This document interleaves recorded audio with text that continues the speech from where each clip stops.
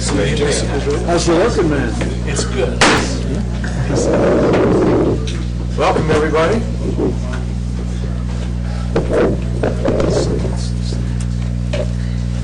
Suzanne, would you start with roll call for us? Yes, thank you. Mayor Levy? Here. Mayor Pro Tem Harvey? Here.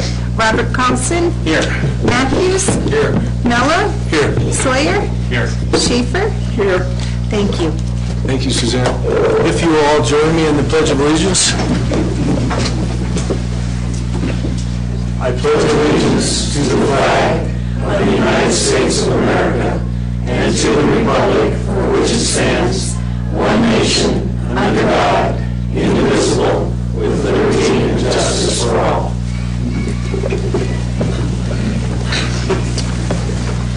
Okay, welcome everybody. We're on agenda item number 4, and we're going to start with 4A. And Ms. Palmer, is she here? She is.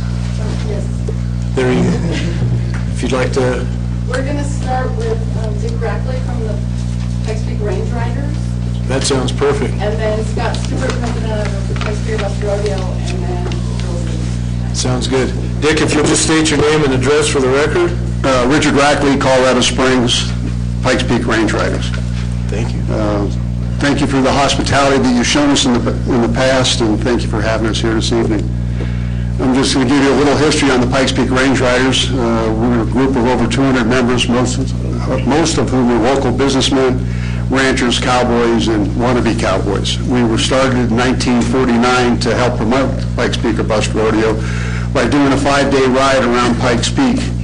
And the first year we had 38 riders, and last year we had about 175. And I believe our first ride, one of our stops was the Paradise Ranch here in Woodland Park. Our mission basically is to promote the Pikes Peak Bus Rodeo, to support the Pikes Peak Range Rider Foundation, and to carry on Western heritage.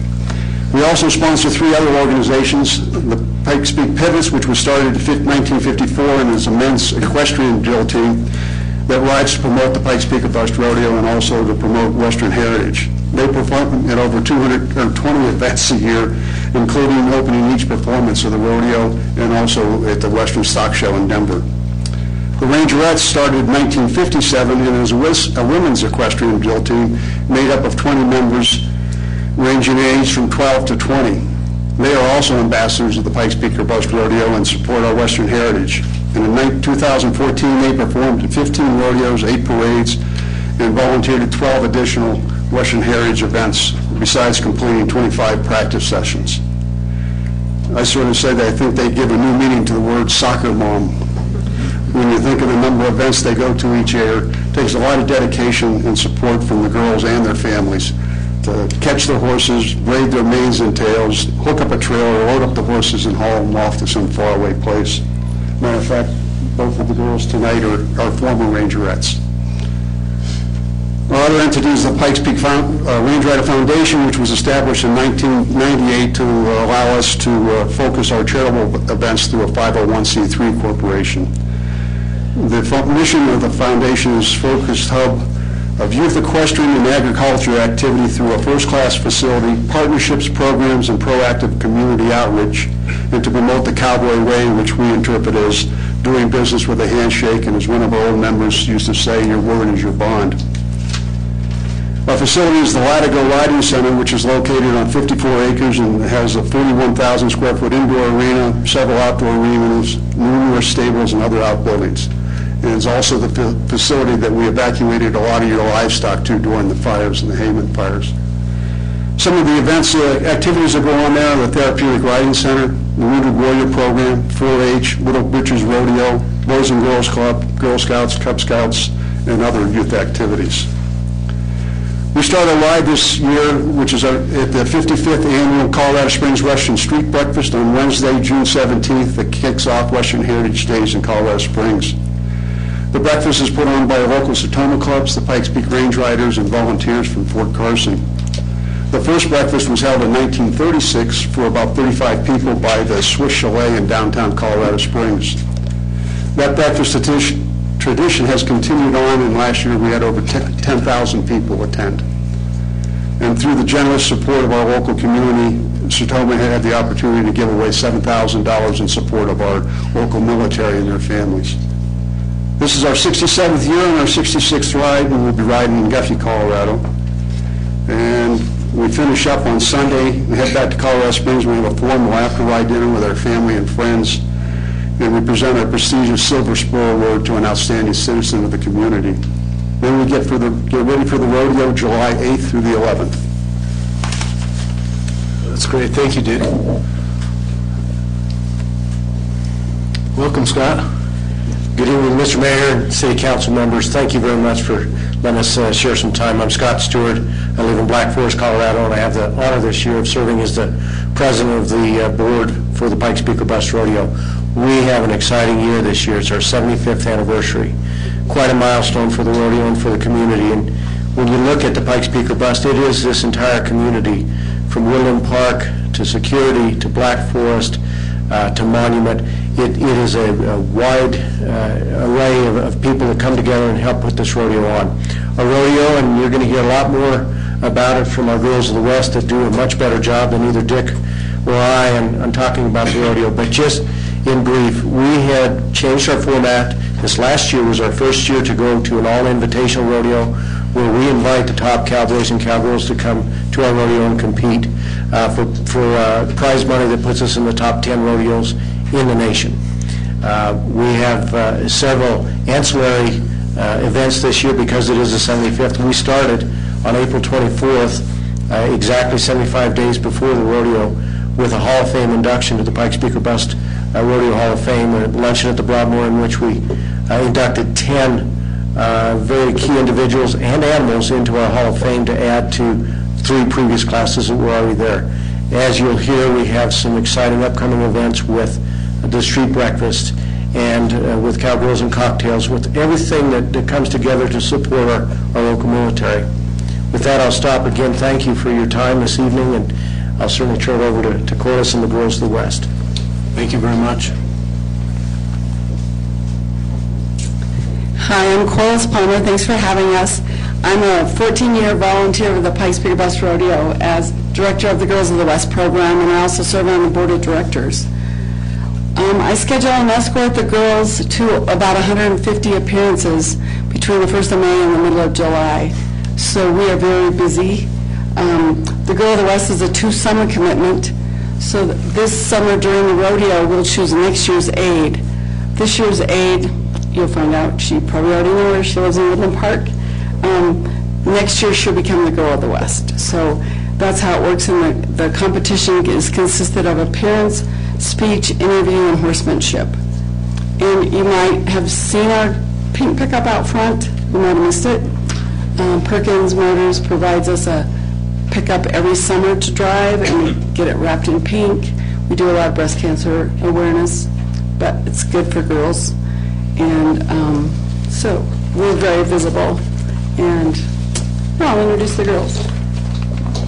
The Girl of the West this year is Rachel Broughton. She's the 19-year-old daughter of Brian and Julie Broughton of Black Forest near Monument. She's currently attending the University of Northern Colorado in Greeley, where she'll seek a degree in psychology and social work with a minor in criminal justice.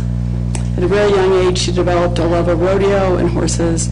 She began competing in gymkhanas and later began Little Britches rodeo competition. Her passion is barrel racing. Her devotion to Colorado has led her to join the Colorado Professional Rodeo Association so she can take her barrel racing to another level. She spent 6 years as a Pikes Peak Rangerette promoting the rodeo, and she rides 2 different horses, 2 American quarter horses named Gator and Slugger. Our aide to Girl of the West is a local Woodland Park young lady, Allison Mitchell. She's the 19-year-old daughter of Mark and Karen Mitchell. She's currently attending Colorado Christian University in Denver, where she's studying pre-med. She will graduate with a major in biology and minors in psychology and chemistry. She hopes to continue her education at the CU Denver Medical School to pursue a career in surgical medicine. She has a lifelong love of horses and has been active in Teller County 4-H, holding many local leadership positions and winning state awards for her projects.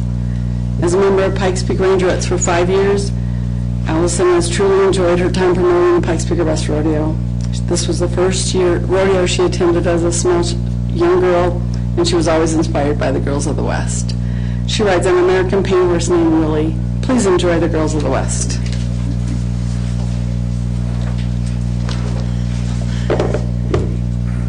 Hi, I'm Rachel Broughton, Girl of the West.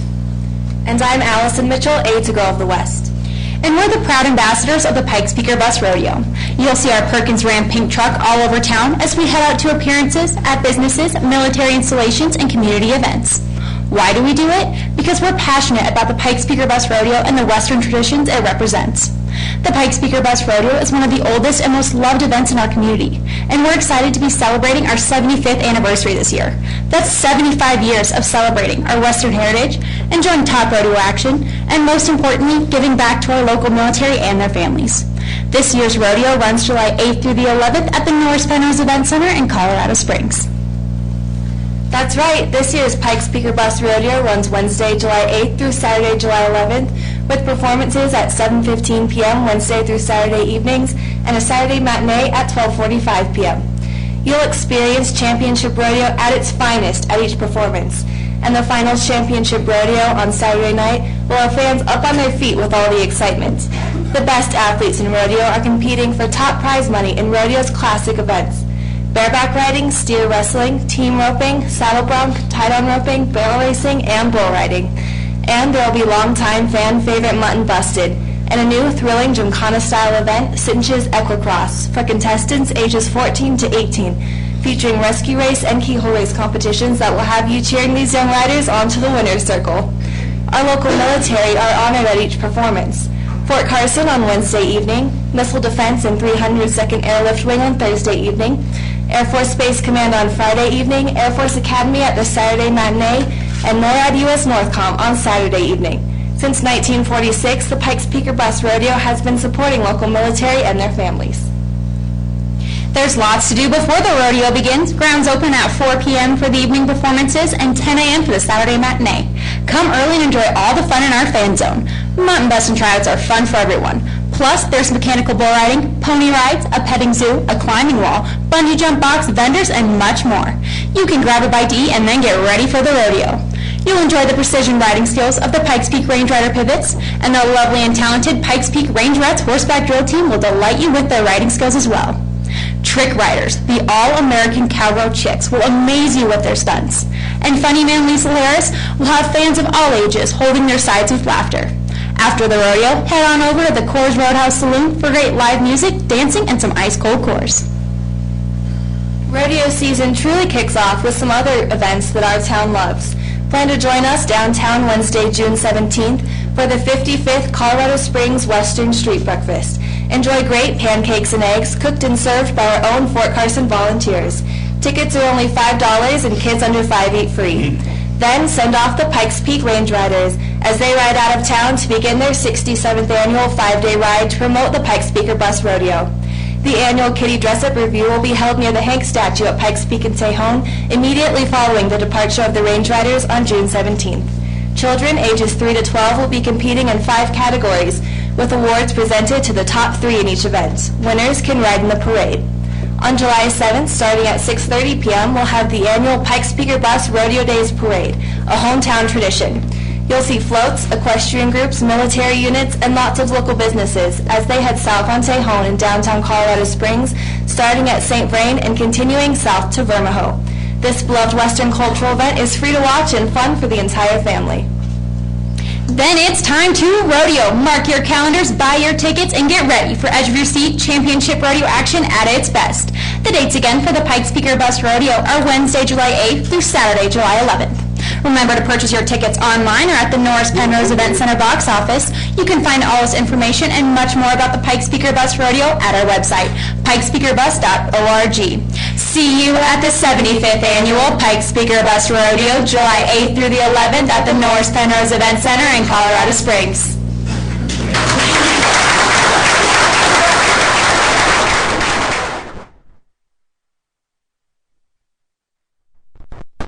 Ladies, thank you very much. Rachel and Allison, you represent very, very well. I'm sure Scott and Dick and Ms. Palmer are proud to have you aboard.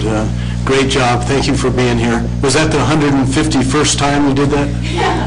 Second. 152nd? Excellent. Well, thank you so much for being here.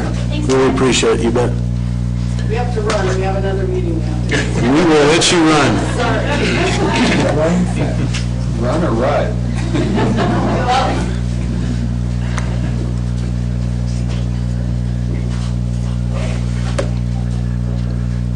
didn't want to get a picture of one, Mayor? They didn't ask. I'd love a picture.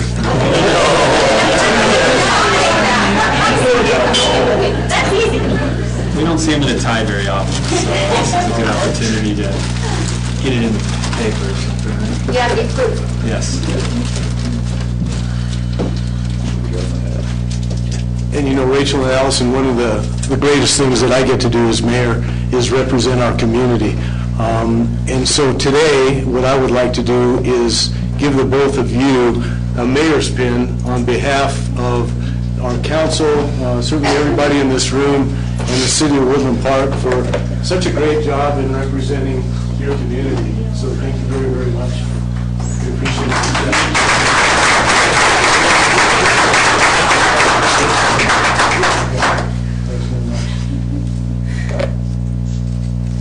Thank you so much.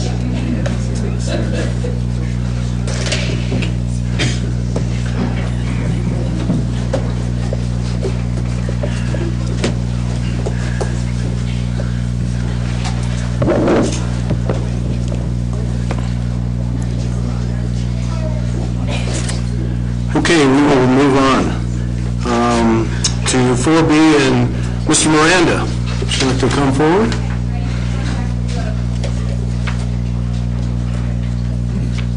Just state your name and your address for us, sir. I'm Walter Miranda. I represent New Beginnings Fuller Center Project here in Teller County.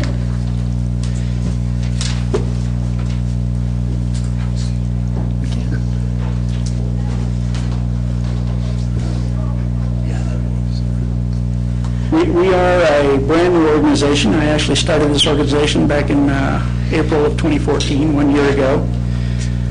But my roots go back a lot farther than that. A lot of you already know me, maybe some don't.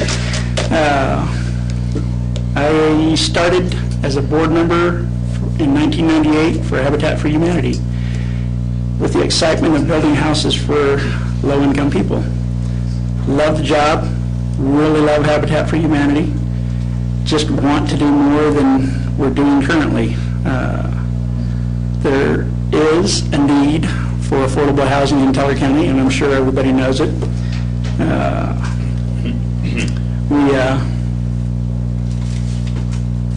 Sorry, this is my first time public speaking, so you're my guinea pigs. We started out in '98 building the first house with a multitude of volunteers. Since then, the community has grown and has a lot of nonprofits these days. Volunteerism seems to be down, or there's a lot more to be spread around. So I'm looking for different ways to create affordable housing. I'm looking for collaboration from the community. I'm looking for support that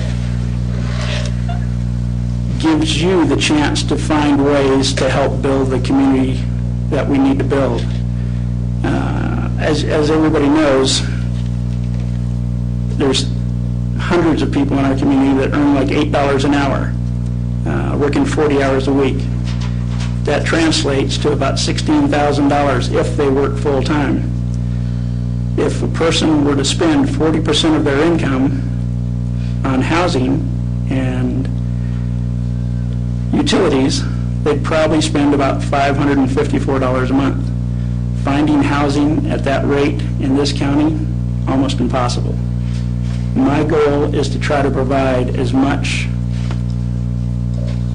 affordable housing as humanly possible.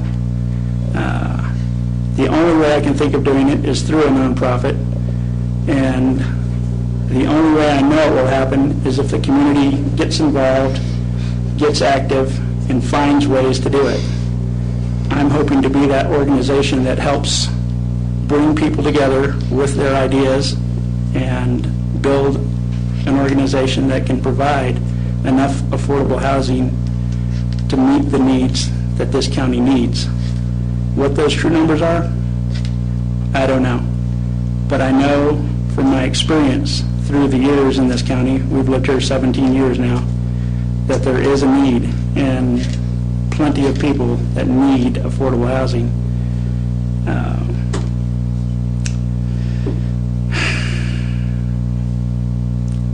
We're not just working in Teller County. I'm trying to work in any area that I can work in with whatever resources come my way.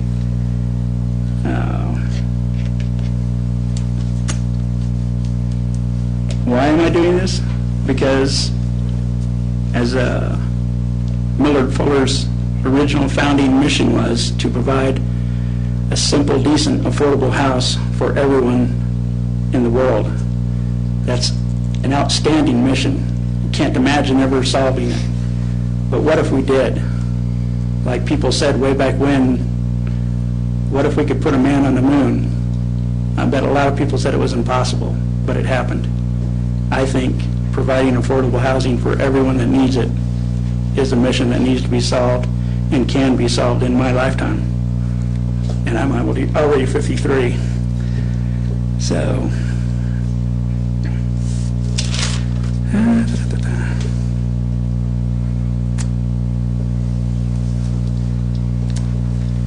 I thought I'd keep it short and sweet, and I had a whole bunch of notes of that I thought what I'd follow, but I haven't done that exactly, so I'd like to open it up to any questions or comments that anyone might feel to, ask if they have any. Well, first, thank you very much for being here. Let's start with Mr. Schaefer, because I'm sure that he might have a question or two. Do you know Mr. Schaefer? I do. Good. Longtime friends. Yes, Habitat for Humanity, we'll work together. Walter was an excellent roofer, and I don't know how many Habitat homes he roofed, but 25 at least. Good man, and his heart's in the right place. I'd like to ask Walter if he's thinking in terms of actually building homes or doing some remodeling, renovating, rehabilitation, or something else.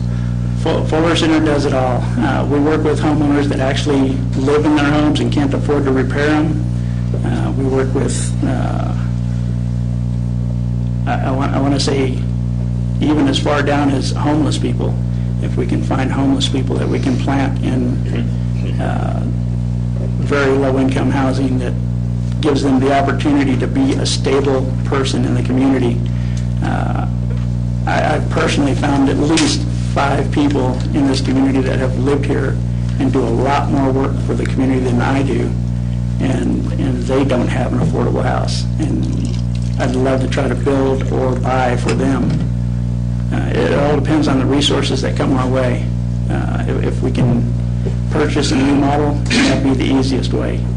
If we can build from scratch and afford to do it and keep it simple and decent, that's what we try to do. Okay. I skipped a whole very important part. Millard Fuller Center for Housing, was the original founder of Habitat back in the 70s. He spent a lifetime working towards, achieving his goal of eliminating poverty housing around the world. In 2005, he broke from Habitat and reopened the organization with the same principles. It's just a more lofty, grassroots, community-based organization as it originally started out back in the 70s. Like I said, I worked with Habitat, and I still love Habitat and its goals and its missions. I just am looking for organization and collaboration with more members of the community in order to build a lot more housing than we're currently doing. And working with other organizations, not just, a few people here and there. I'd like to work in cooperation with other organizations to keep this mission on track and successful. Okay. Any other questions? Walter, thank you for being here. Thank I you. think we know each other from the past, but I can't. We do. You actually trained my mother how to use a computer. Oh, there we go. How many other organizations are there in this town that are working independently that you want to come together? Well, a lot of the people that I believe, could use our help are already using the services of Aspen Mine Center and Help the Needy. I kind of look at us as a stepping stone towards Habitat. If we can bring in people earning $8 an hour, people earning $15,000 to $36,000 a year, and house them in affordable housing so that they can get stable and, enjoy the community and make it a part of their, future. Let me rephrase the question. Okay. So you have Habitat for Humanity. Mhm. You have what else? As far as I know, John Schaefer and Brian Fleer are doing their affordable housing projects, And that's it? and that's it. America West. There's only two. And as I understand it, their organization is doing rental homes. I'm looking forward to actually placing permanent people in permanent housing that, they can actually own. Yes, sir. Yeah. Good to see you again. Thank you. While you were doing the roof, I was doing the side. Yeah. I was waiting for you to fall on me. Anyway. Not yet. Not yet. As I understand it, Habitat does the second quintile from 25% to 50%, basically in the range about $24,000 to $48,000, those big. And they have some pretty strict criteria. You have had to have a job for 2 years and things like that. So you're really aiming for the first quintile, that's 0 to 25, which is by getting them in a place where they can have a job for 2 years, would then put them in line perhaps for getting into a Habitat home. So you do have a different mission and a different demographic or a socioeconomic strata than Habitat does. You're not duplicating what they're trying to do. Yeah, and in fact, our mission is similar in that we, try to give people a hand up, not a handout. It's not a giveaway. My goal is to actually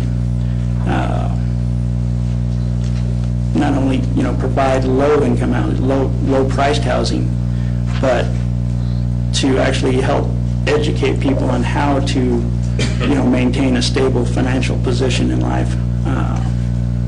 And when they transition out of the low-income housing and into, more expensive housing, as their, stability, grows, we want to keep that housing low income. We don't want to just let it go back into the housing market that, would lose the low income level. We'd like to maintain that housing in our pocket, so to say, so that we maintain a bank of properties that can easily be transitioned from one low-income person to the next. Any other questions? Walter, how does an individual get a hold of you if they want to help out? My personal number is the easiest way, and it's open 24/7. Is there a website, or is there... There is a website, dp1c.com, New Beginnings, FCP, should lead you to our website.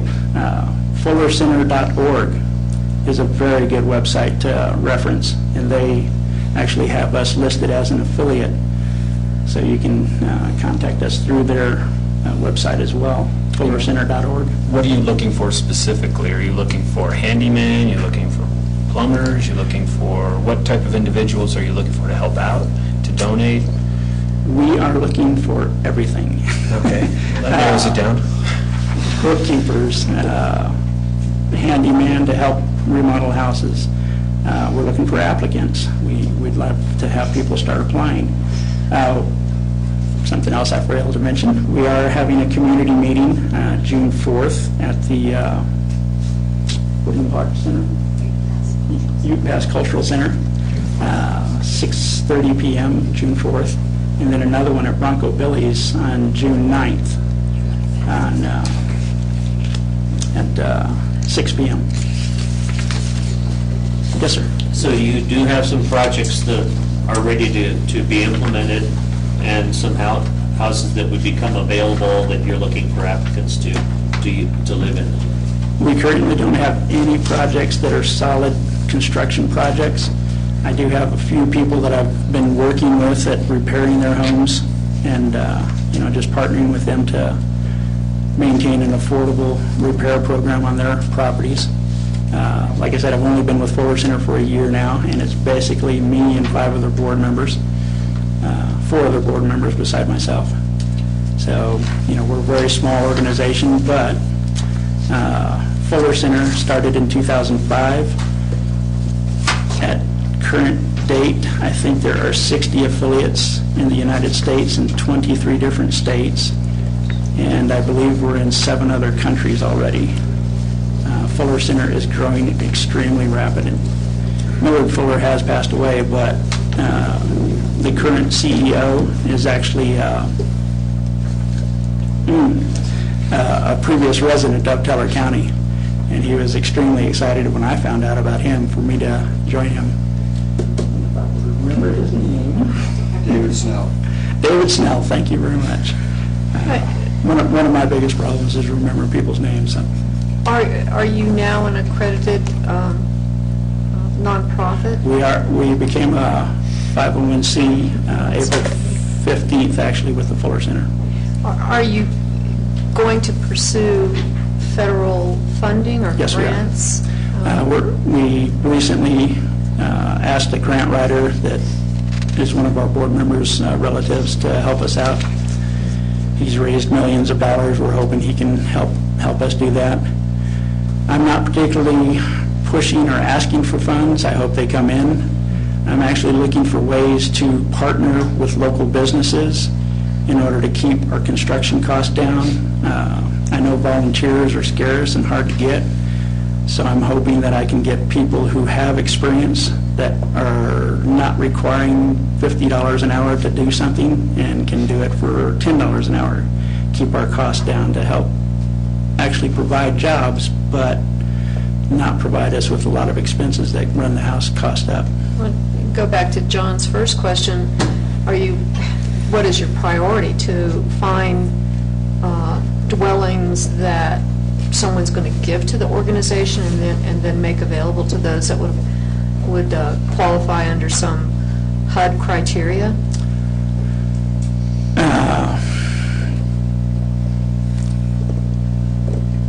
We haven't started an ad campaign. We're running the community meetings first. I would imagine after we see what the community is going to do for us, that'll determine what we actually advertise for. If there's property that people are willing to give to us that we can build on, that's a beautiful asset to have. We'll probably start asking for stuff like that. I'm also looking for real estate agents to help me look for foreclosures that we can try to buy inexpensively and remodel. I'm actually looking forward to advertising that we're going to be looking for permanent people that are already in permanent housing, like elderly people who are on a fixed income and their house needs repairs, roof needs to be redone and can't afford to do it. We'll be doing that as what's called a greater blessing through Fuller Center. Are you working with the Department of Social Services? I haven't collaborated with Department of Social Services There yet. are a lot of state and federal programs that do address that particular requirement for rehabbing and energy grants for heating. You've not availed yourself, though, of social services. We haven't done that yet. Right now, I'm the main person out there pushing for this. My primary goal right now is to build a really solid foundation of the organization, hopefully draw more people in that become very active board members or staff, one or the other. And again, I'm working with any resource that comes my way, so if we do have a sign-up sheet in the back, if anyone's willing to help us out, we'd love to have you help out. We'd love to figure out who has the smartest ideas of figuring out how to solve this problem. It's not an easy task, and there's not going to be one way we go. There's going to be multiple avenues that we work towards.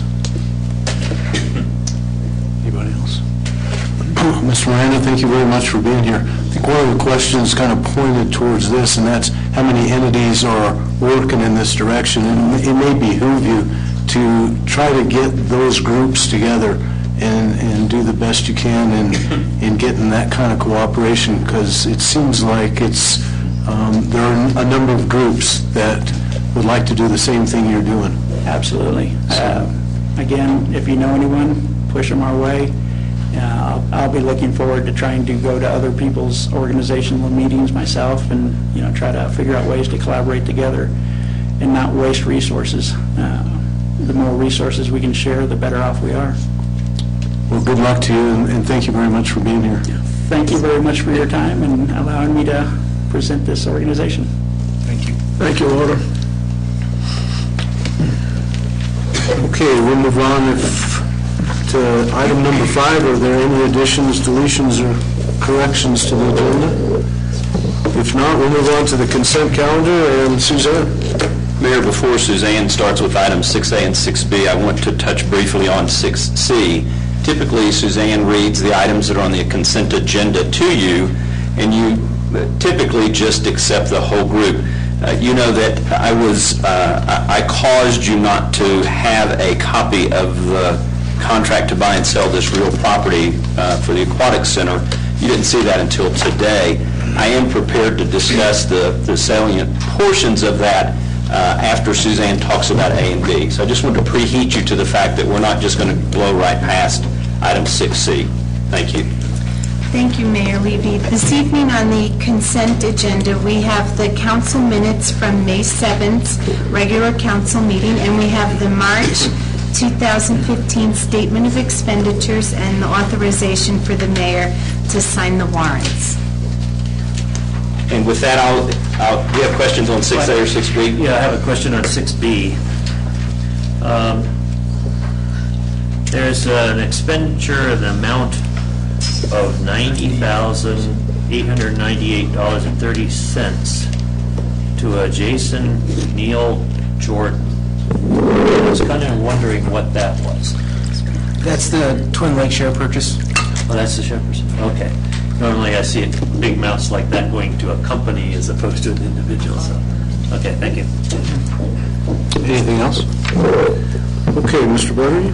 Thank you, Mayor. Council, before you this evening on the consent agenda is the contract that would exist between the City of Woodland Park and the Downtown Development Authority for acquisition of the property to build the Aquatic Center.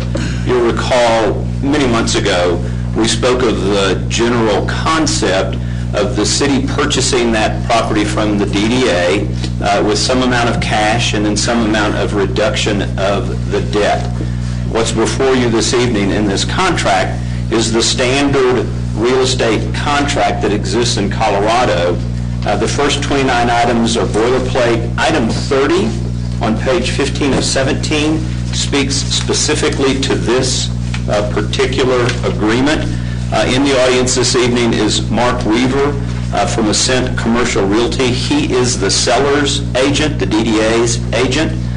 He has been working very closely with our city attorney, Aaron Smith, to formulate the language that you see in item 30. Basically, the items in item 30 reflect that there would be a cost of the property at $3.75 a square foot. Council will recall that's the number that we received from the independent appraiser. You will also see the cash payment of $100,000. That too is the number that council agreed to in concept and is included in the budget. We do have some other things that we need to complete. The survey, for example. There's also some costs that we will absorb for that surveying. One of the last things, item number 6, says that this contract's not binding until the seller has reached an agreement with Vectra Bank. Actually, it's item number 5. Recall the $100,000 was intended to buy the piece of property that's just south of the old tank farm and then have the ability to connect Saddle Club Drive to West Street. That was the concept all along. We would pay some cash. The DDA would then in turn take that cash and purchase that land from Vectra. Some of it would be for their use, some of it would be then turned back to the city as public right-of-way. That's just described in this particular paragraph here. I realize council is getting this evening. If you're not prepared to make this decision, if we want to have some discussion about it, we certainly can.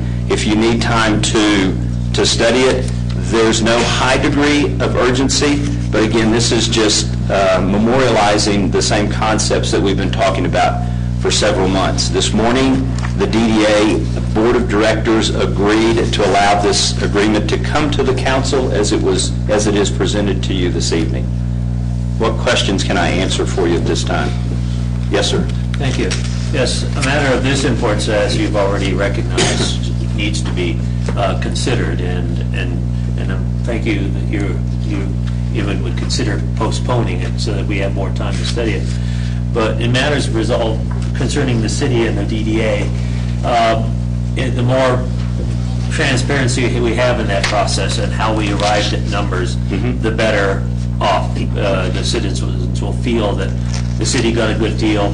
Hopefully the DDA too, that it's a win-win situation for both parties. So I think it would be worthwhile, and I talked to Brian before this meeting to see if he would be prepared to make some comments, but he said he would be. But I think, I'll leave it up to the rest of the council members, but I would almost like to have a step-by-step briefing as how, these were the issues, these were the positions, and why this compromise was made, basically how you got from the beginning to where we are today in this document. And as I've said all along too, I've always been very interested in what were the comps for comparing the prices, and you've told me before that we'd have that. So if we could have, that be part of the presentation, is these are the properties we looked at, and that's how we got the numbers. I think that would be, in my preference, that would be the way to go. Listen to others. I'll do my best to answer some of those things right now, so that if the council's comfortable with this, we can move along. But the comps, I don't know that I can give you the comps. Brian might be able to, but the independent third-party appraiser used those comps to come up with that 375. We didn't negotiate from that. We didn't think it was appropriate to ask for a better deal or a worse deal than anybody else. We said that was the appraiser's assessment. That's what we'll move forward with. There really has been no change or compromise with the DDA in any way, shape, or form. They hired the Ascent Commercial Realty to be the seller's agent. They'll pay for that. We agreed to do the survey because we're going to be surveying the entire area anyway as part of the Aquatic Center work. So it made sense for us to absorb that.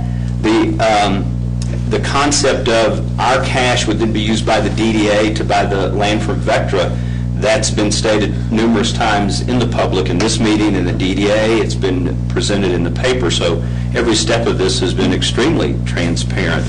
So there were no other compromises from the initial concept to where we are today.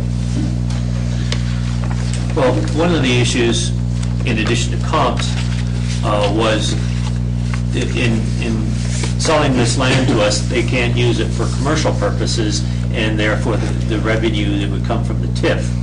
So I was wondering how we're compensating the DDA for loss in TIF, if that is in fact a concept. Brian did some math probably a year and a half ago that said for an equivalent square footage of retail space, there would be a property tax increase of about $80,000 a year. In most TIF agreements, 50% gets turned back to the developer. More recently, that number's been closer to 75%. So the DDA would be losing about $20,000 to $40,000 a year in TIF revenue. The DDA board said that's a reasonable loss in TIF revenue for the benefit that the Aquatic Center will bring to the entire area. So those numbers have been reported on in the past as well. So there was also some attempt then to identify the benefits to the development area. We've talked about that before, but I would like to kind of it on the record too, is what you anticipate the benefits of having not only the Aquatic Center there, but I mean, one, we're already getting that family entertainment center, but if you could elucidate a little bit more on that too. Well, I'll do my best to. It is true that the family entertainment center is bolstered by the fact that just adjacent to it is another family environment. We know that we're still moving forward with some mixed-use, residential and commercial adjacent to that.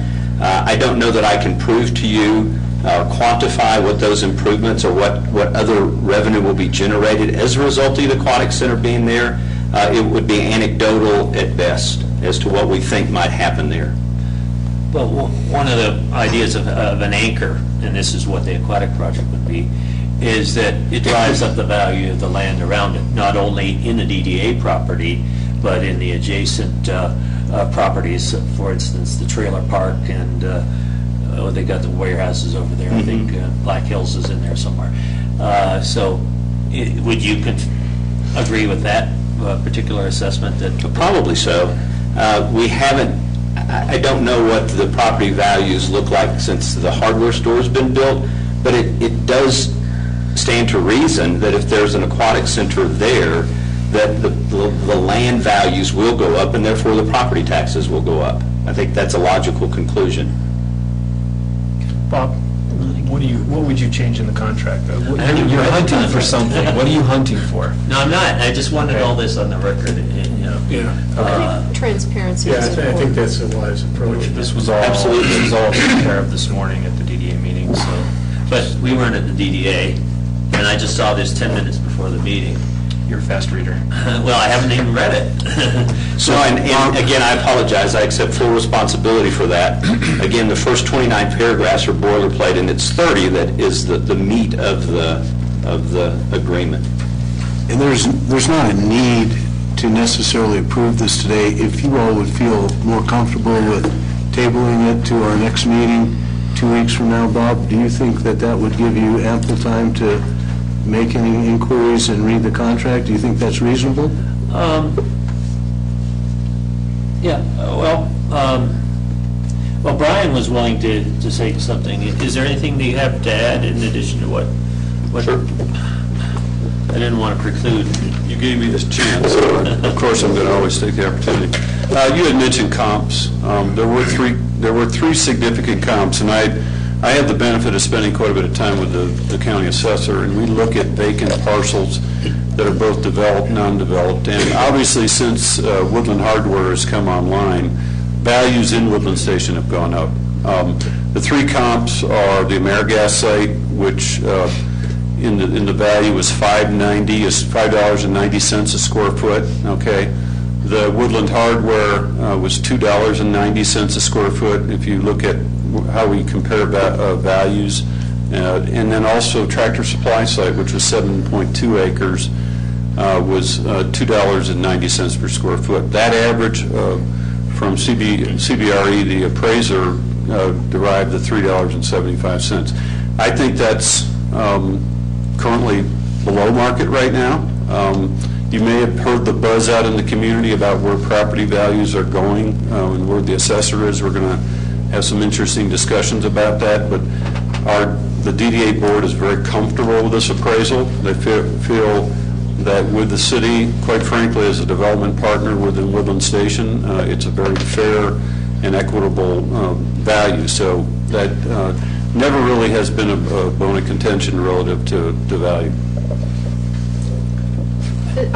Brian, again, on the parcel of land that the hardware store sets on, the evaluation was pre-building or post-building? That was a value that was set pre-building, and that would set the value in terms of what. And how much was that again? $2.90 a square foot, and I think that total value was probably somewhere around $275,000 in the total purchase price. How long ago was that assessment made? You know, that the actual appraiser, this was done August of last year is when it came out. You need to recall that when the land value was done for the how-to store, there were no public improvements. There was no infrastructure there. The Aquatic Center site now has Center Street leading to it and Saddle Club, at least on one side of it. So there were some infrastructure improvements that would cause the price of that land to go up. Thank you. Yeah, that's a good point. Anybody else, Bob?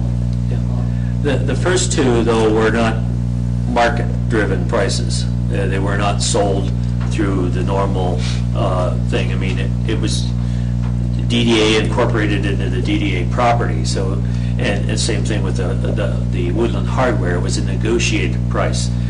So would you consider that to be a fair comp then? You're talking about Woodland Hardware? AmeriGas, I consider AmeriGas a fair comp. I mean, at $5.90 a square foot, I'll say that's at the upper end. And there was some issues with the site. They obviously had to remove the tanks and do a number of different things there. So I would describe that as at least market. We don't have a lot of land transactions, so it was one of the conversations we had with the appraiser at the time, because we looked at everything. We didn't feel Walmart, that would have been off the scale as a comparable, because those are some of the highest per square, those Walmart pad sites, when you look at some of those. The conversation that Betty Clark Wine and myself would have, the county assessor, is across the board vacant land with some improvements somewhere between $400 and $450 a square foot probably right now. So I think there is an equitable value. The other thing you have to remember, the city comes in with the aquatic facility. It's not just like they're buying property and holding on to it. They're building a facility that will have a marketable impact to Woodland Station. And that's been a conversation we've had with the DDA board, since the aquatic facility became a reality. And we felt that if there was going to be consideration for a location, we wanted to be part of that discussion. And we were very pleased in the final outcome. Well, in that there's no hurry, I think, we criticize Congress heavily for passing laws that they've never read. Oh, I don't think so. You don't think so? You don't? So I would prefer to table this till the next meeting if possible, so that we can at least look at it. Just to follow up, Brian, in number 1 on page 15, it says this actual purchase price shall be determined on or before May 21st, so that's locked?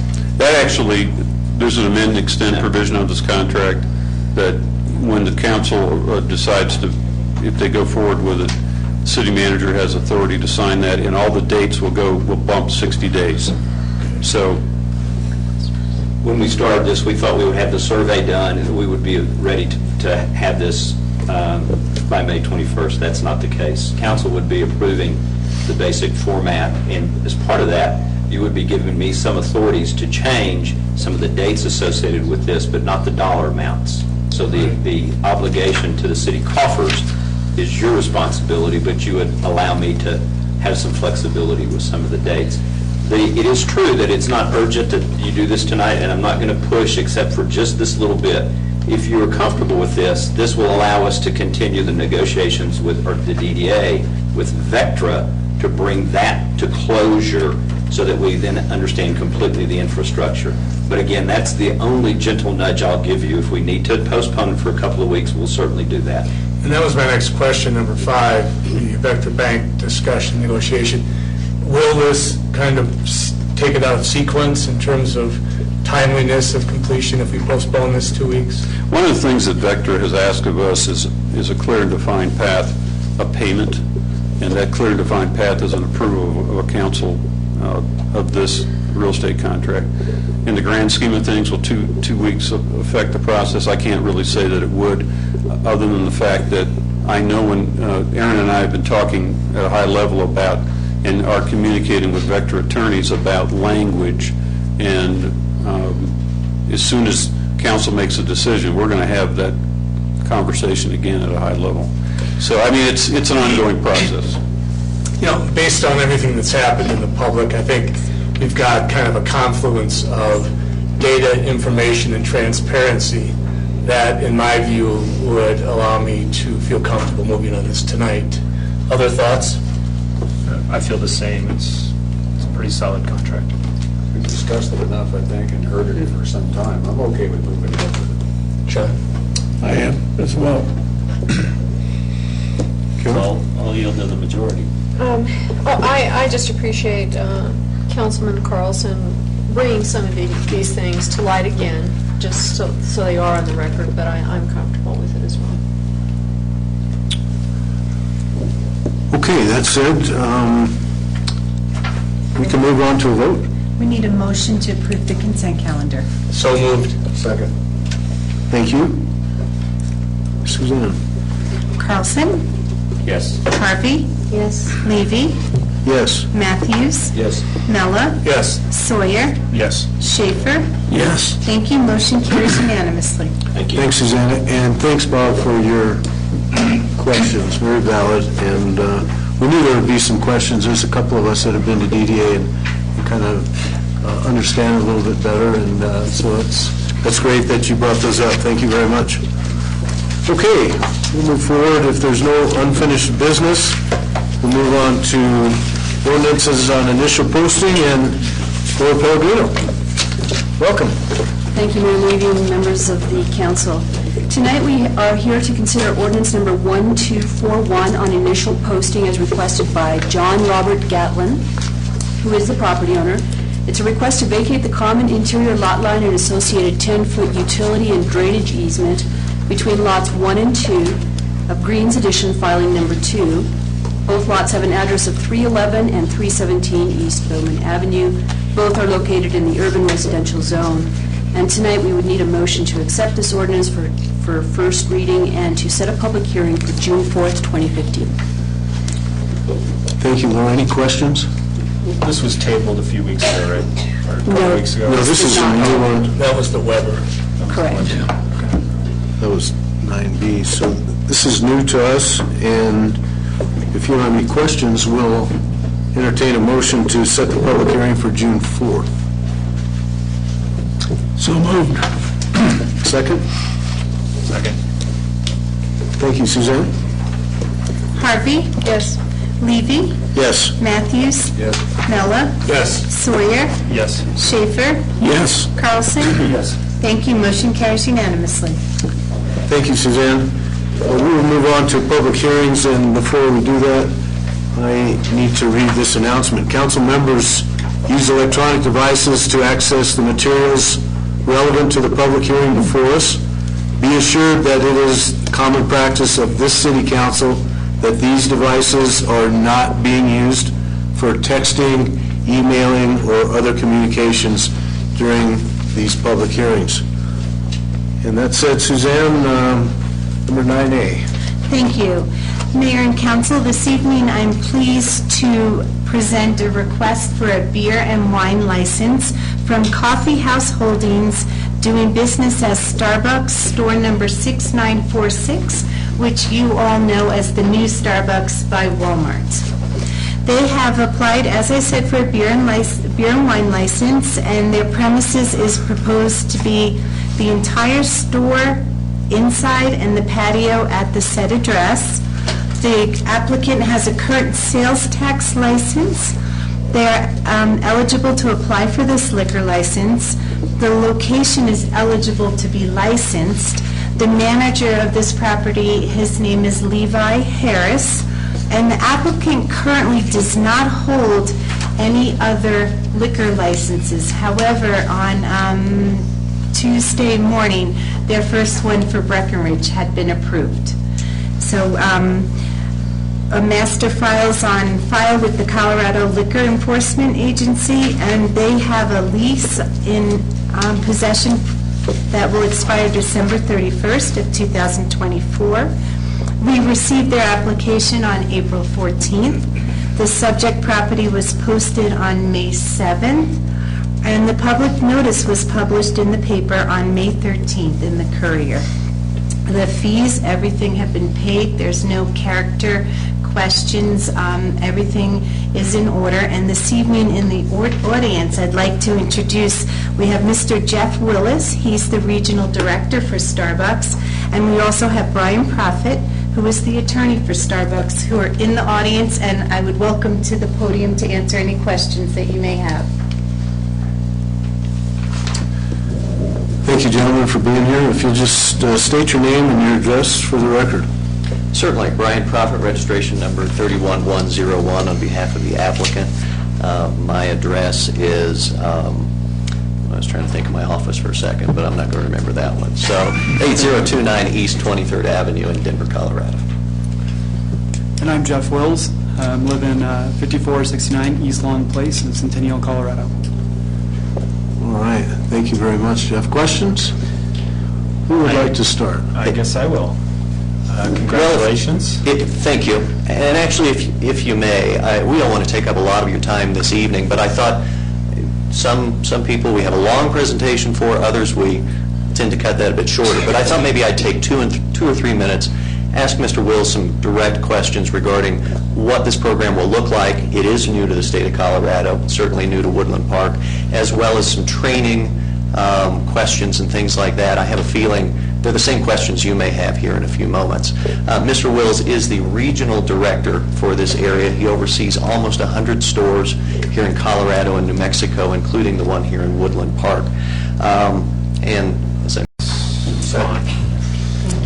Thank you, Suzanne. You're even hitting my start folks. I know. Matthews? Yes. Mella? Yes. Sawyer? Yes. Schaefer? Yes. Carlson? Yes. Harvey? Yes. Levy? Yes? Thank you. Motion carries unanimously. Thank you, Suzanne. Thank you, Laura. And we'll move on to number 9C, and Ms. Riley is here already. Welcome. Thank you. I'll just fire up my PowerPoint here and get the screens going.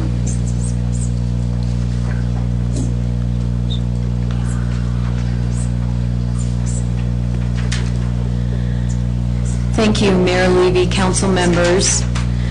This item is for the Top of Paradise amended master plan, an extension for a 5-year period to 2020, and a master plan for a subdivision is required if a developer owns a large tract of property and they plan to only preliminary plat a small portion of that, or a smaller portion, then our subdivision regulations require that the balance of the property be master planned.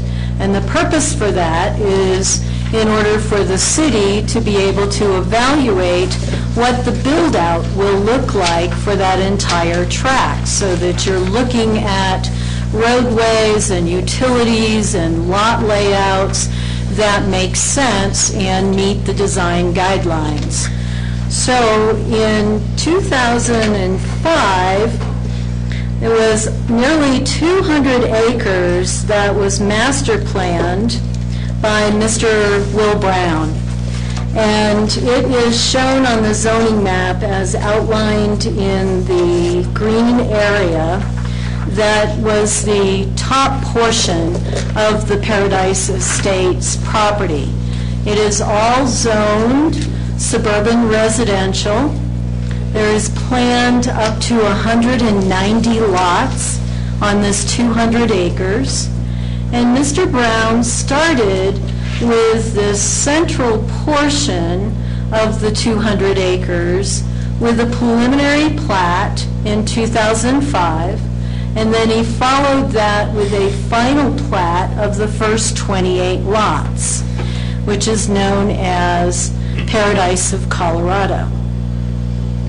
So in 2005, when the entire master plan was approved, then the first filings were taken place, and there was a previous extension of this master plan in 2010. So now, 5 years later, we are asking for another 5 years to 2020. Sally, I need you to stop for just a second. I need a 30-second consult with you out here real quick. Oh. Please. We'll take 30 seconds or a minute. Take a couple minutes longer. Sure, why don't we take until 8:25, and everybody can take a quick break, and we can get back. We don't have much left after this.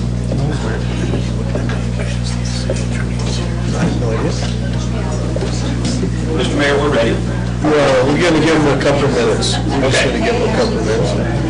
Mr. Yeah, I was here. He drove me up to it. Talk about the best laid plans. Yeah, he gave me the tour. Did he? Yeah. Yeah, he was a controversial guy, but I always liked him. You can hike this park. It's like a little business to it. And then there's, if you go right below the White Tower, there's this trail that leads up, and there's this ridge trail. Mission, to say that in the film. So I apologize for that. He was Air Force graduate. Air Force Academy grad, yeah. No, the Habitat always needed to have a general contractor who kept everything legal and would sign all the appropriate documents. Sure. And so the first house I was actually some supervisor. He was a general contractor. And so I was only a couple of times very questioning. I was having a little difficulty. Yeah. Good guy. Yeah, I enjoy talking to him. Some people watch my slowly when I got older. I never saw any reason to. No, yeah, I've heard that. I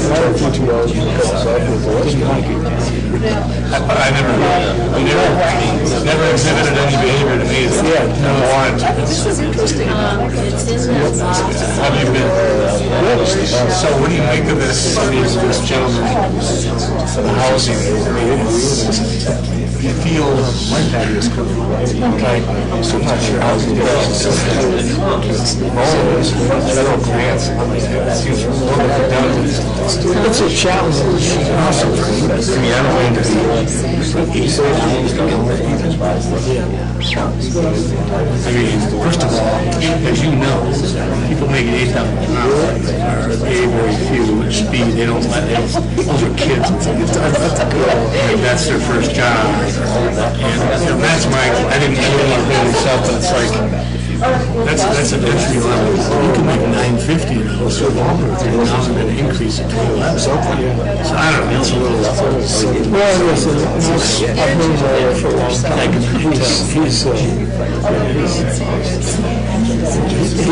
did a lot of work. The guy's hard. And I talked to him. He's a golfer. Suzanne, who used to be a golfer, and said, I understand you know this guy wants to come to the council. What's he want to do? Should we? I can see it. Since I called him, I won't talk to him. Of course, he's having trouble getting started.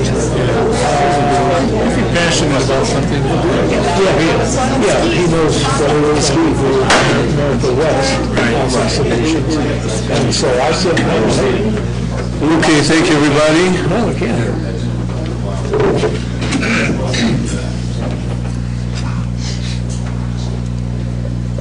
Sally, thank you very much. You can Thank go you. ahead and proceed. Thank you. Thank you. There has been some ownership changes since this development began, and so I would like to point out that the northern portion of the 200 acres is now under ownership by Mr. Ken Bauer, who is here in the audience this evening. And then Park State Bank is in control of the balance of the preliminary plat. And then the southern portion of the property is now under the responsibility of Mr. Brown's daughter, Andrea Rodriguez.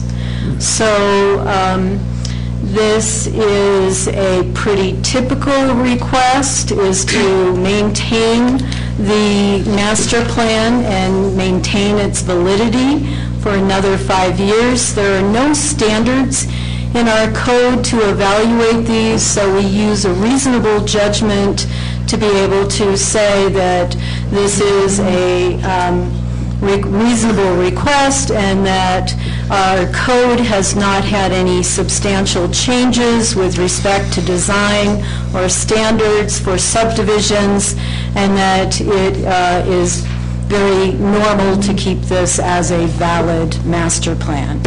The Planning Commission did hear this request last week and recommended approval, and this evening we would like to request approval for the extension to 2020.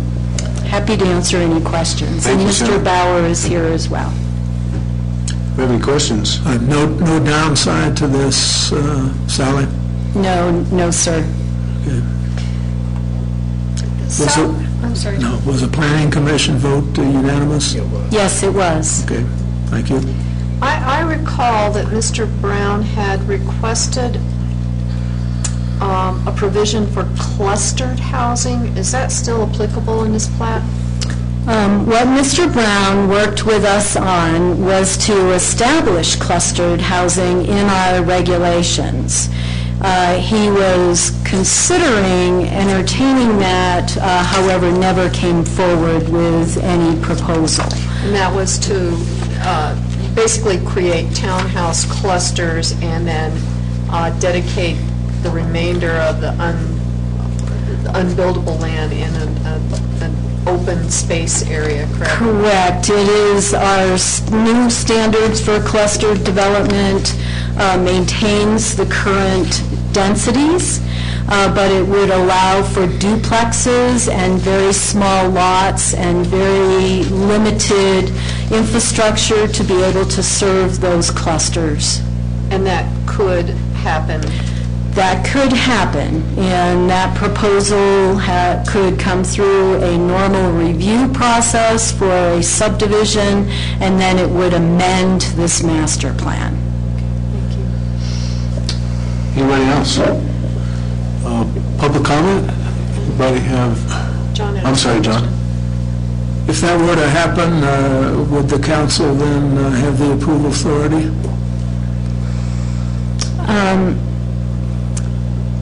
I haven't done a clustered development, so I'd have to look into the code, but I would assume that you would see the subdivision. It's not considered a subdivision exemption plat, and that we do administratively. So I'm going to say yes, but I would have to double check my answer on the code. I did have something I wanted to bring to Mr. Bauer's attention. There is an elk carcass up there right now. I don't know. Yes. How fresh is it? It's about 2 weeks old now. I don't know if it was shot or if an animal brought it down.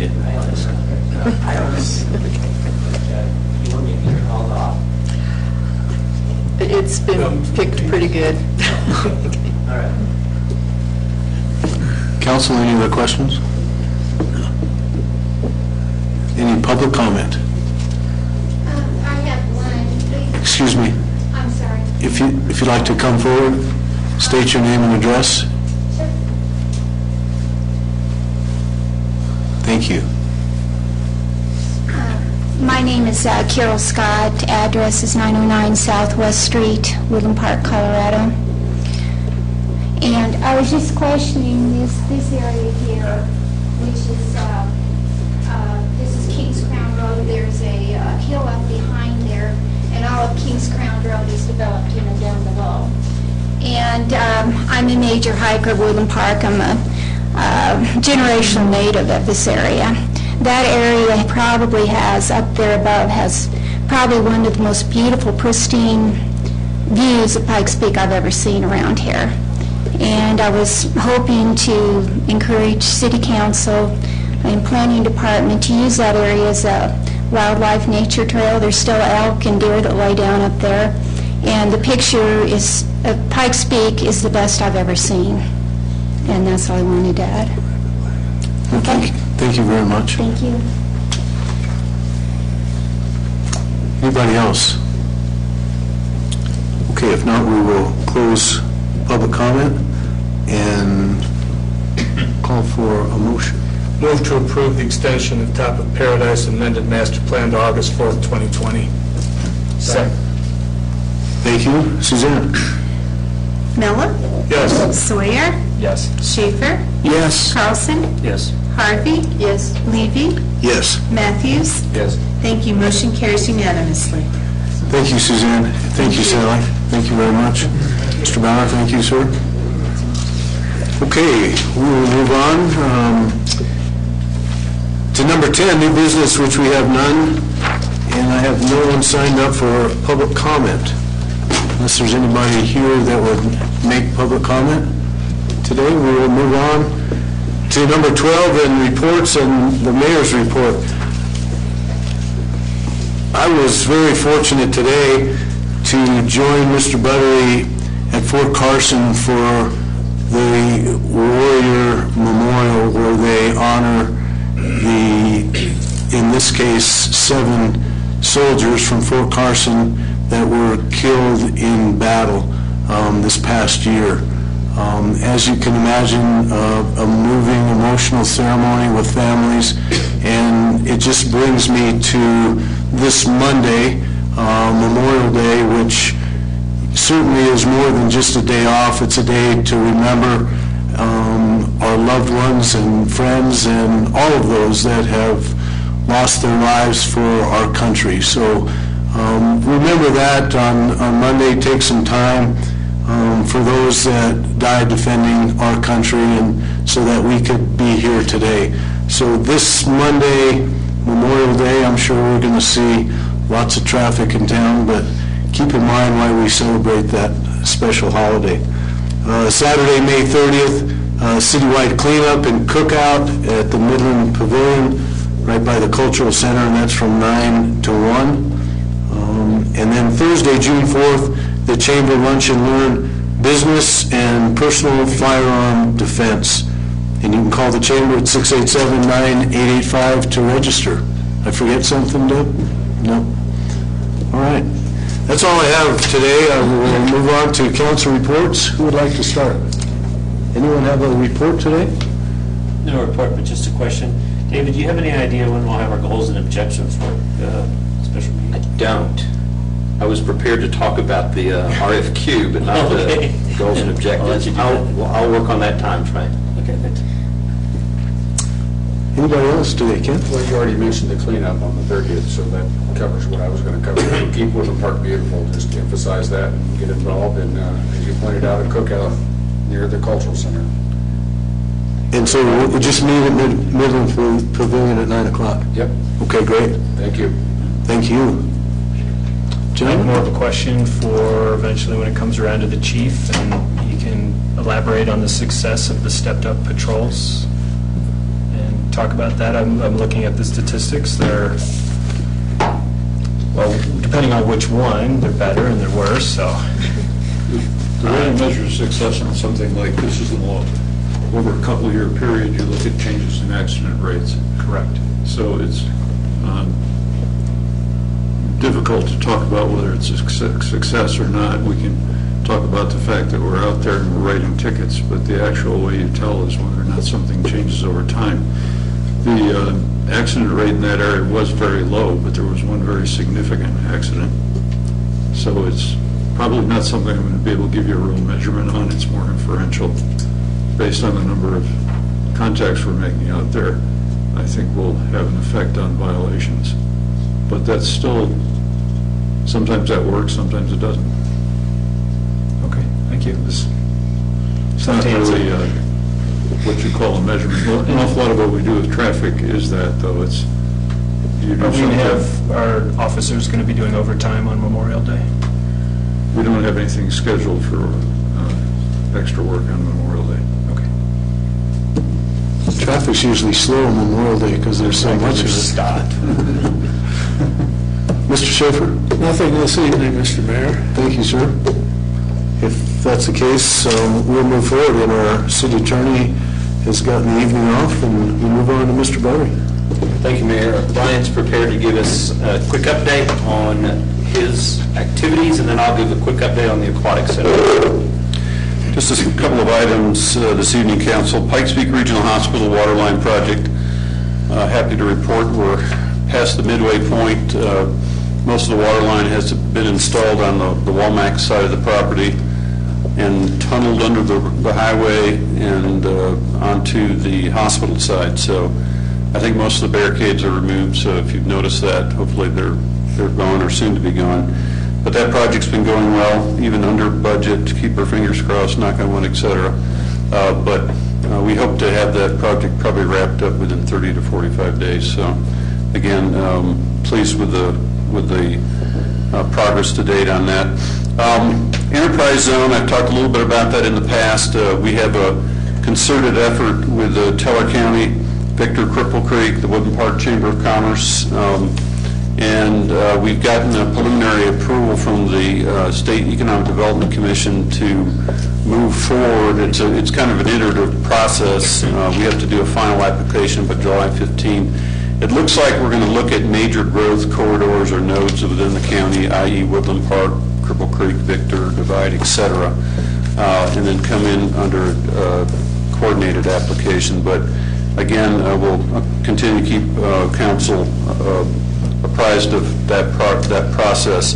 And again, for those who question what is an enterprise zone, the state has approximately 14 enterprise zones. It's a nationally recognized program that at the state level provides an offset for state tax credits for industrial employment growth, machine, any kind of infrastructure. What's important and is successful in Colorado is how nonprofits are able to use the tax credit enterprise zone, and it's very effective in El Paso County. So we were talking a little bit about Howard's presentation this evening in American West Housing Solutions would be able to benefit as well as others, nonprofits, help the needy, anybody that's a 501c of some kind. So we're particularly interested and excited about that program. America West Housing Solutions, as of May 1, submitted a 9% tax credit application to the Colorado Housing Finance Agency. We have a visit by a CHAFA rep on June 10th. We've had a couple of those and basically come in and do a survey of the community, spend a good portion of the day with us. Again, it's for a 24-unit project, Valley View and Highway 67. So we'll be following up on that program. We'll probably have a presentation in July with some, hopefully, some report of where we stand in August. So I'll continue. Brian, this is the second year that we've made that application? Third. And it was the first two were with a private developer, Troy Gladwell, I mentioned, and they were 40, I believe it was 42 units.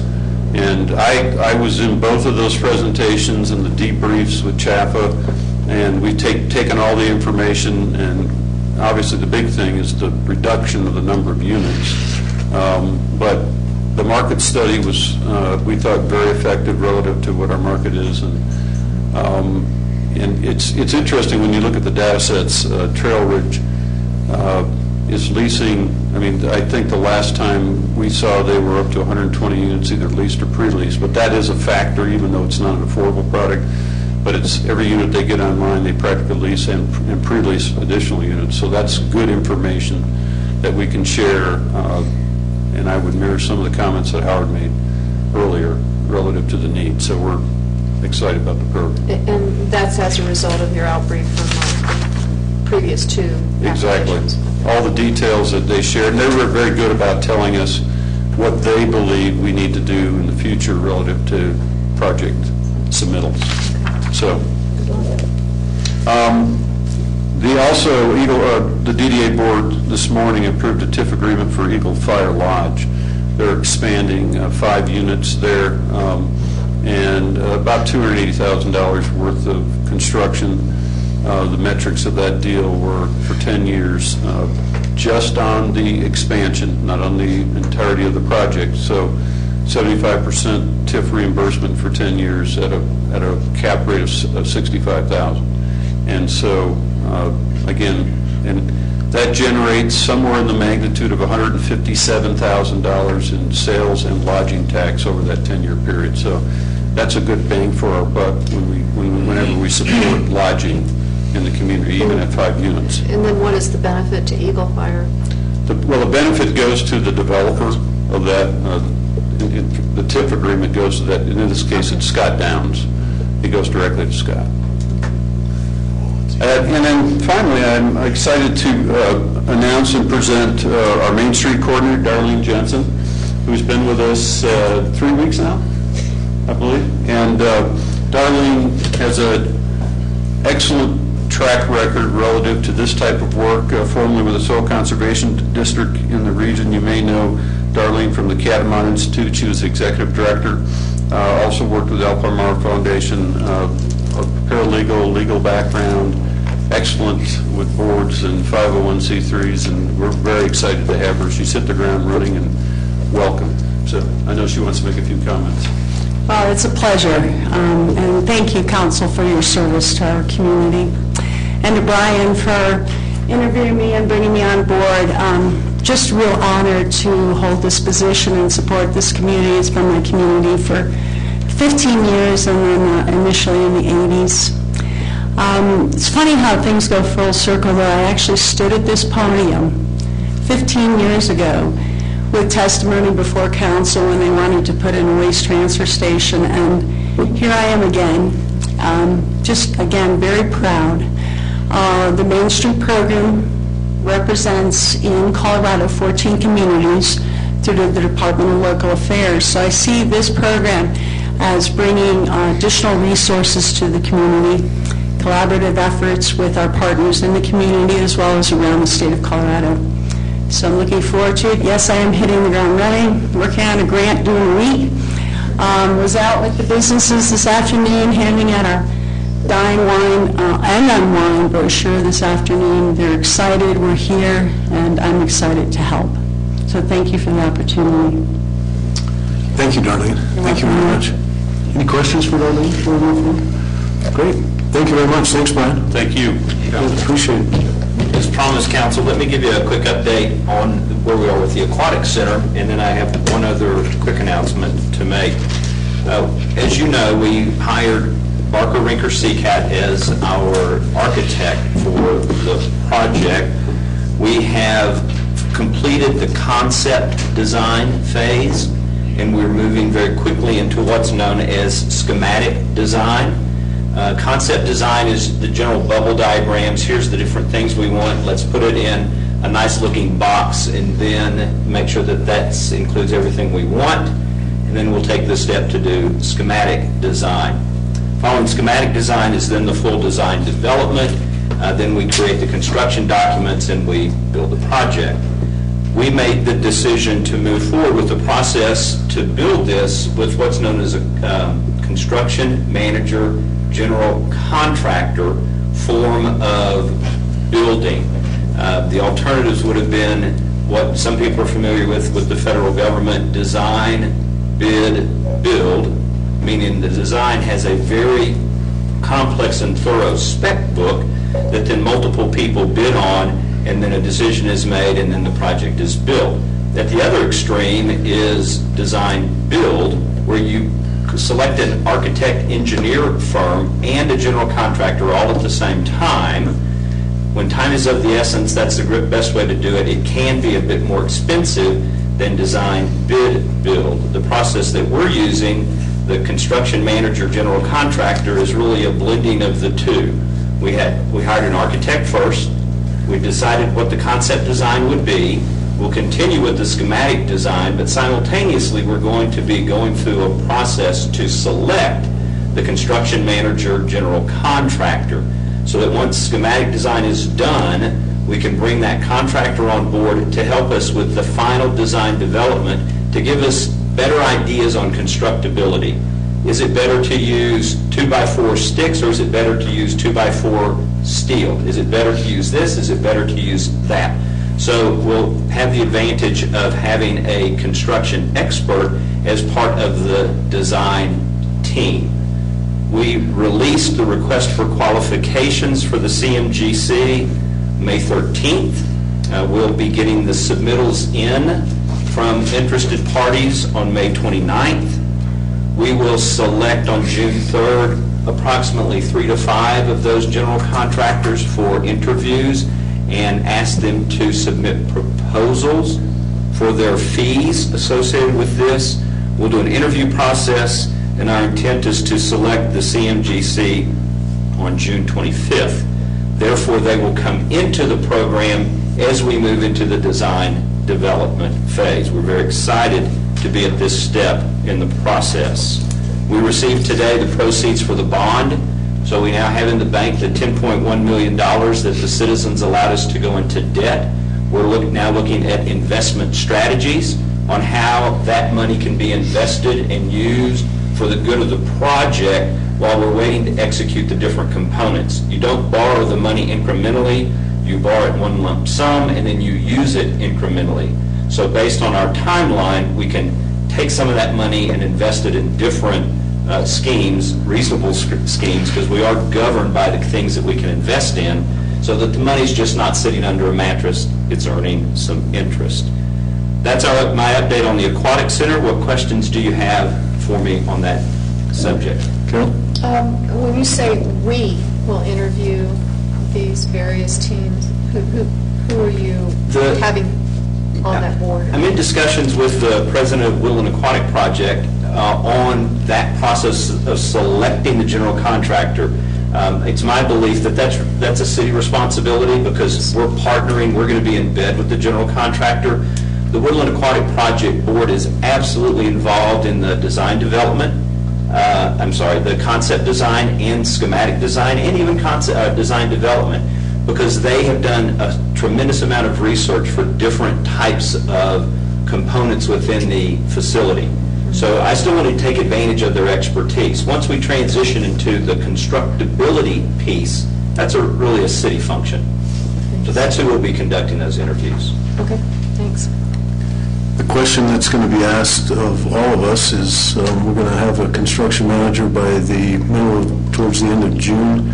Can we expect any groundbreaking on the building this construction season? Not on the building. I'm not expecting that at all because the actual design development will still take several months. I don't know that we'll have a design for the facility by the end of the construction season. What we're moving forward with in parallel, though, is the infrastructure design. You allowed us to enter into a contract with Martin & Martin for the infrastructure. There's a chance that we could begin some groundbreaking associated with that. There's a slight chance that we would have a groundbreaking for the foundation of the building this construction season. We actually have two different schedules that we're working with the architect. One is fast track, and one is what we're calling standard, probably more realistic. If we hit all of our key points on time, we might get some concrete into the ground before winter sets in.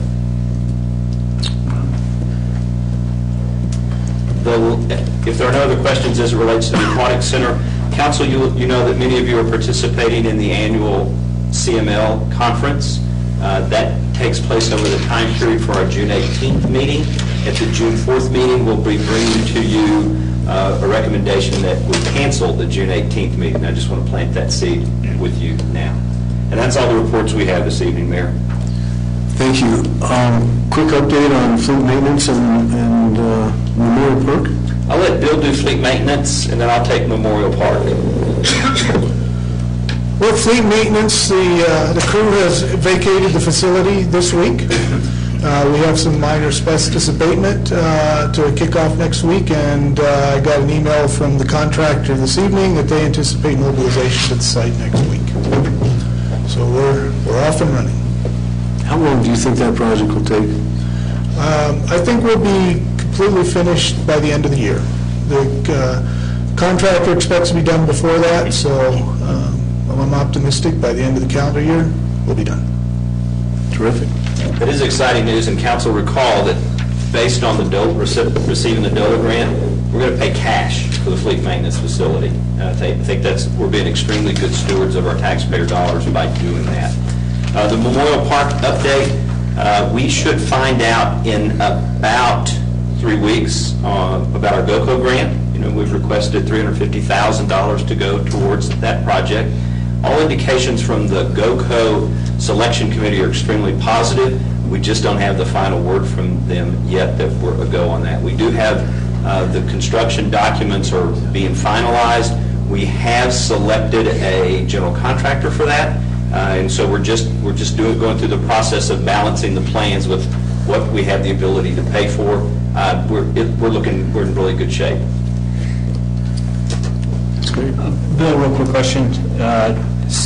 Would the construction of the fleet maintenance affect the parking at Lovell Gulch Trail?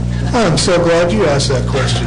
You couldn't ask for a better plan. We partnered with the Forest Service, and the Forest Service, and we helped them reconstruct a new trailhead for the users of Lovell Gulch. And the local Forest Service rep was out there today to checked the condition and hopes to have it open soon. So it's a wonderful example of partnership with local and federal government to help move that along, because that project has been in the mill for many, many years, and we were able to help them pull that off. Great, great to mutual benefit. I didn't think Jan wanted everybody parking where the llamas are, so. No, but that is Forest Service right-of-way in front of our shop where people currently park. But just beyond that is Forest Service property, and that's where the new parking area has been constructed. And the Forest Service has yet to do some amenities there, some fence work and things like that. But that'll be a nice trailhead parking area. Great. Thanks for asking. You're welcome. Anybody else? Thank you, sir. Yes, sir. Okay, we will move on. I don't think there are any comments on written correspondence. If that's the case, this meeting is adjourned. Thank you.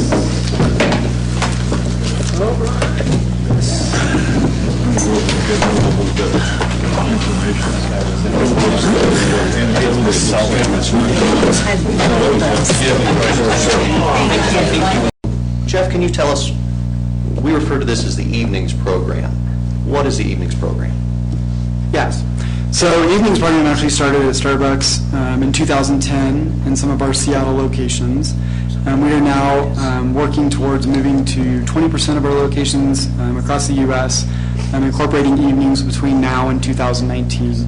And really the idea behind evenings is, I don't know if you guys all frequent a Starbucks, but how do we bring that experience, the family experience, the friends coming together, what we like to call the third place, first being home, second being work, and third being Starbucks. How do we bring that together in the evenings with an assortment of offerings that fit a group of people that come in? So, right now we have coffee, but if we had beer, wine, and small plates of food, you can have a group of people come in and all be able to choose different things.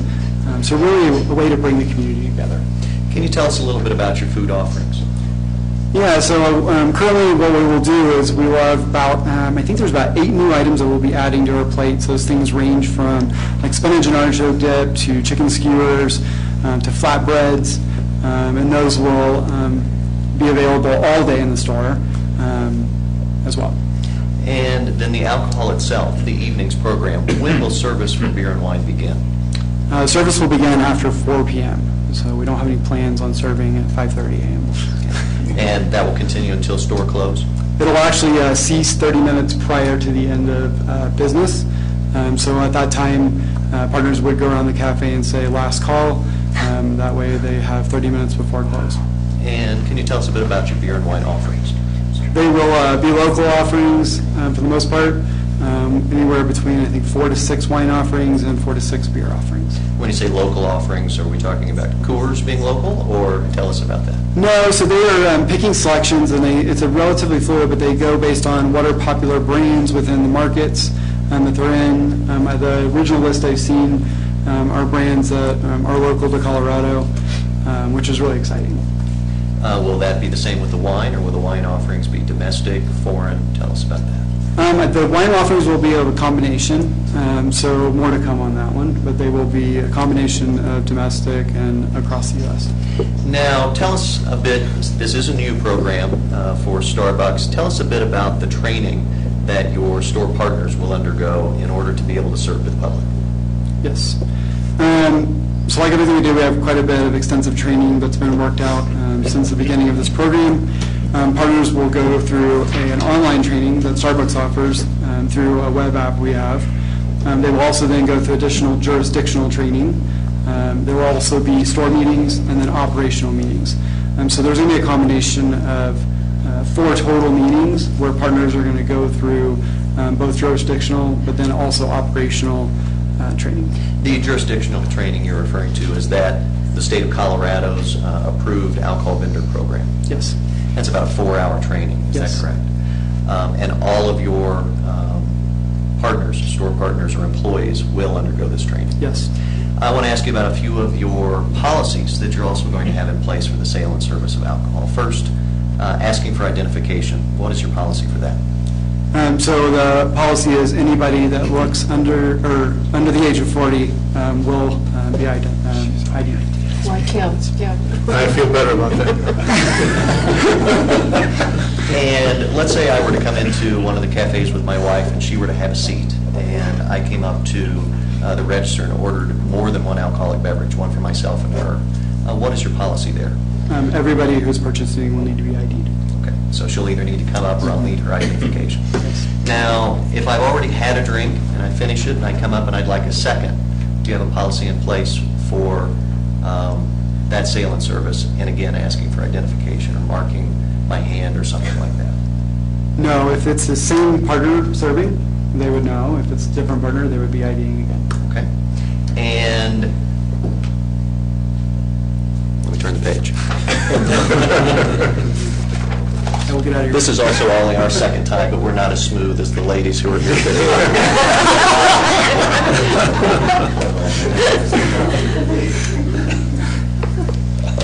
Will your training include training for your store partners to know the signs of intoxication? Yes. And will you have a policy in place, maybe for members of City Council, you may or may not be aware of this. Colorado is one of those states, all of our driver's licenses are horizontal in nature. It shows we're over the age of 21. But those people who are under the age of 21 have a vertical identification, which is good ID until it expires about 10 days after one's 21st birthday. As a result, it can be a bit confusing. Does Starbucks have a policy in place if you're presented with a vertical ID from someone seeking to order alcohol? Yes, we do not accept that. Under any circumstances? Okay. And does your point of sale system also play a part in checking ID and knowing whether or not someone is over the age of 21? Yes, it'll prompt them to ask for ID. Okay, thank you. I think we've covered most of the main areas here this evening. Let me just double check a couple of things.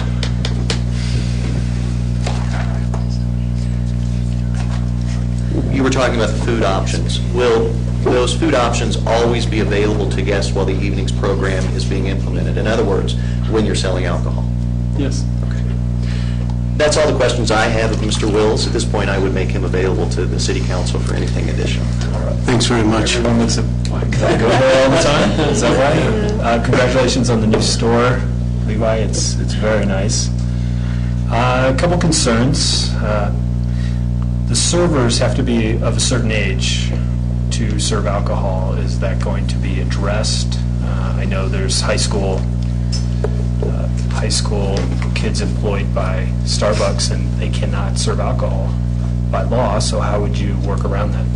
That is correct. So we are currently working through the process. The district manager, Lisa O'Leary, who is not here, as well as Levi, have been working with those partners to find a store that they can go to, because we will not run an evening store with minors in the store. So all partners in the store, what we call them partners, they are employees, would be required to be over 21.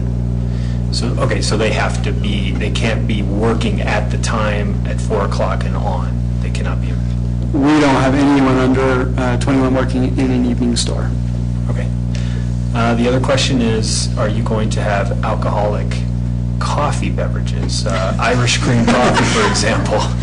Is that because that's a suggestion, or? That is a suggestion. No, we will not have that. No, we'll just be beer and wine. Just beer and wine? Yes. Damn. All right. The reason I was, because if that was an option, I could see you'd have to create the menu differently. There would have to be a separate menu with a different color to show that these are alcoholic coffee drinks. And not only that, there's a bit of a control issue with alcohol or spirits and mixing that with coffee. One of the big concerns, of course, would be that someone may offer or order a coffee drink with a shot of Kahlua or something like that, and then half an hour later come back up and ask for a to-go cup and leave. And so I think that was part of the rationale in deciding just to go with the beer and wine licenses.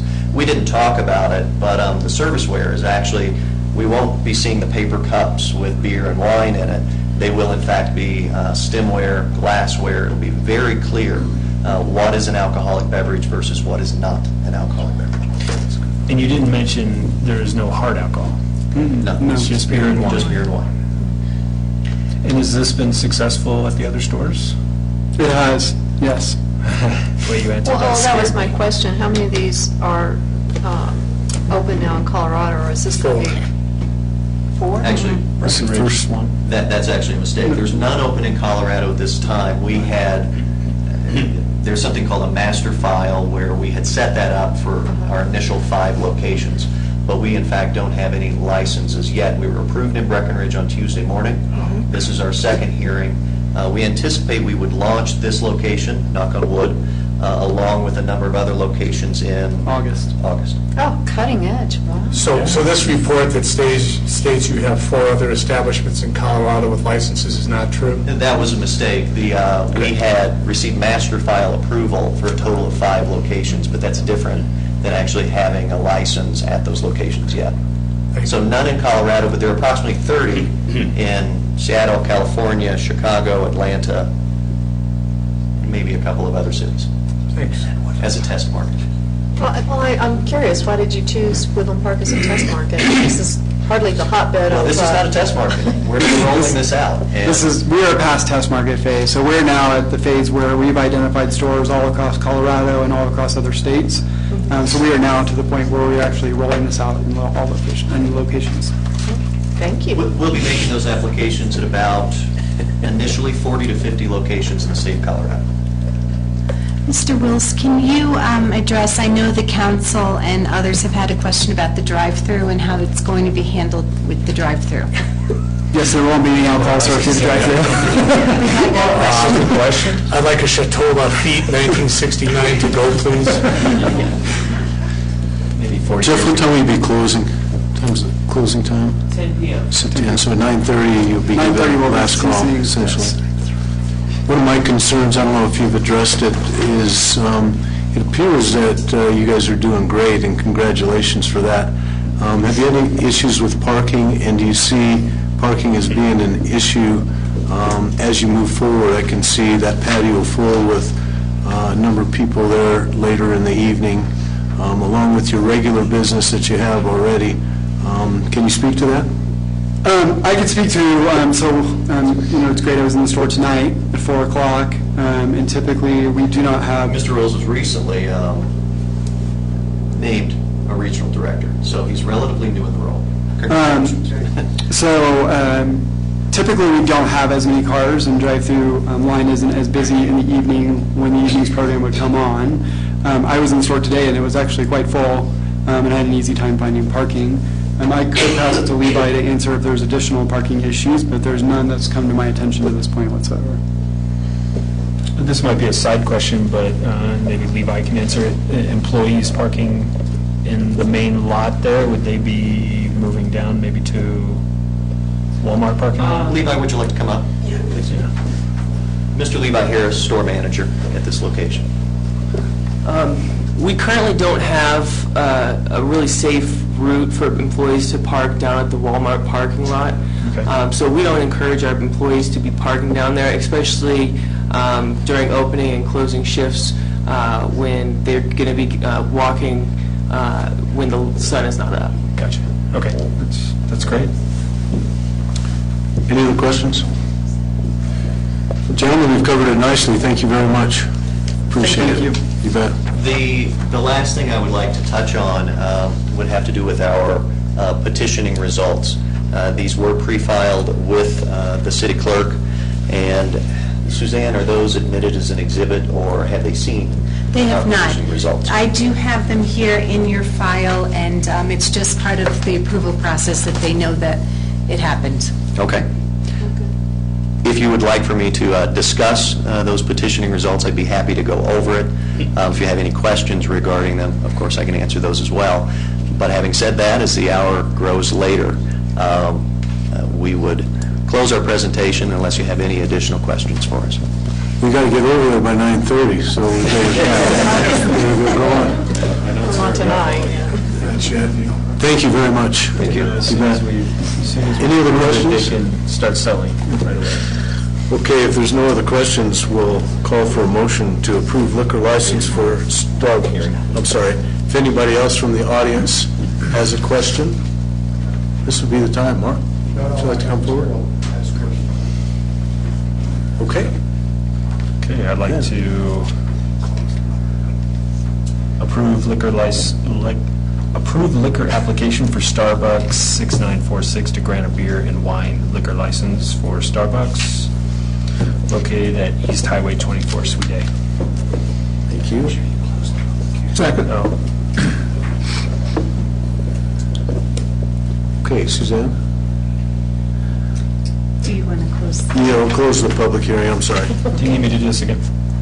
No, Okay. we're good, we're good. Okay. Levy. Yes. Matthews. Yes. Mella. Yes. Sawyer. Yes. Schaefer. Yes. Carlson. Yes. Harvey. Yes. Thank you. Motion carries unanimously. Thank you all very much. Thank you very much.